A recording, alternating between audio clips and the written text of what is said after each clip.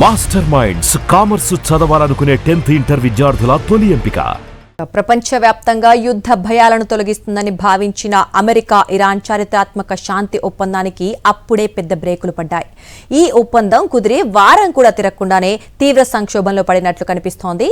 Iran అణు కార్యక్రమమే ప్రధాన ఎజెండాగా స్విట్జర్లాండ్లోని లేక్ లుసర్న్ తీరంలో ప్రారంభం కావాల్సిన తదుపరి దశ అత్యున్నత స్థాయి చర్చలు అకస్మాత్తుగా వాయిదా పడ్డాయి.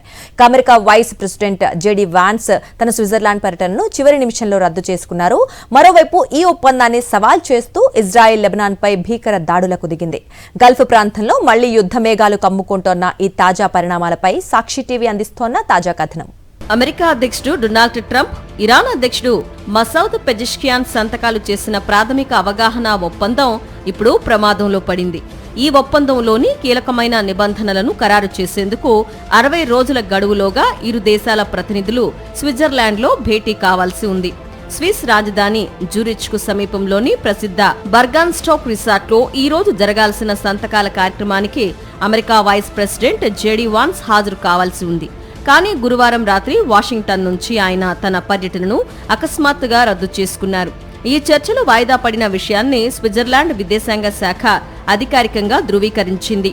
అయితే చర్చలు మళ్లీ ఎప్పుడు ప్రారంభమవుతాయనే దానిపై ఎలాంటి స్పష్టత ఇవ్వలేదు. ఈ చర్చల లాజిస్టిక్స్ అంతా సులువు కాదని, అమెరికా బృందం ఎప్పుడైనా బయలుదేరడానికి సిద్ధంగా ఉందంటూ వైట్ హౌస్ సమర్థించుకునే ప్రయత్నం చేస్తోంది. ఇరాన్కు కేవలం ఆర్థిక ఉపశమనం కలిగించేలా ఈ ఒప్పందం ఉందని, దాని అణు కార్యక్రమాన్ని అడ్డుకోవడంలో ట్రంప్ విఫలమయ్యారని ఇటు అమెరికాలోని కొందరు రిపబ్లికన్లు, అటు ఇజ్రాయెల్ తీవ్రంగా విమర్శిస్తున్నాయి. దీనిపై జేడీ వాన్స్ ఇజ్రాయెల్కు అత్యంత ఘాటుగా సమాధానమిచ్చారు. ప్రస్తుతం ప్రపంచంలో ఇజ్రాయెల్కు అండగా నిలబడుతున్న ఏకైక దేశాధినేత డొనాల్డ్ ట్రంప్ మాత్రమేనని, అలాంటి ఏకైక శక్తివంతమైన మిత్ర దేశంపైనే ఇజ్రాయెల్ కేబినెట్ విమర్శలు చేయడం తగదని హెచ్చరించారు. ఇదిలా ఉంటే ఈ శాంతి చర్చల్లో భాగస్వామి కాని ఇజ్రాయెల్ ట్రంప్ పిలుపునిచ్చిన కాల్పుల విరమణను బేఖాతరు చేస్తూ లెబనాన్పై దాడులు ముమ్మరం చేసింది. ఈ ఒప్పందానికి తాము కట్టుబడి లేమని ఇజ్రాయెల్ ప్రధాని బెంజమిన్ నెతన్యాహు స్పష్టం చేశారు.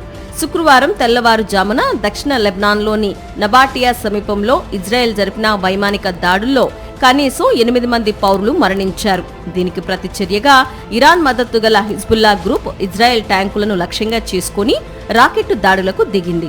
ఈ ఎదురు దాడుల్లో 4 ఇజ్రాయెల్ సైనికులు ప్రాణాలు కోల్పోయారు. లెబనాన్ సరిహద్దుల్లో పెరుగుతున్న ఈ రక్తపాతం స్విట్జర్లాండ్లో చర్చల నిలిపివేత, ట్రంప్ డీల్ను పూర్తిగా పక్కదారి పట్టించేలా కనిపిస్తున్నాయి. మరిన్ని అప్డేట్స్ కోసం ఛానల్ను సబ్స్క్రైబ్ చేయండి. నోటిఫికేషన్స్ కోసం బెల్ ఐకాన్ పై క్లిక్ చేయండి.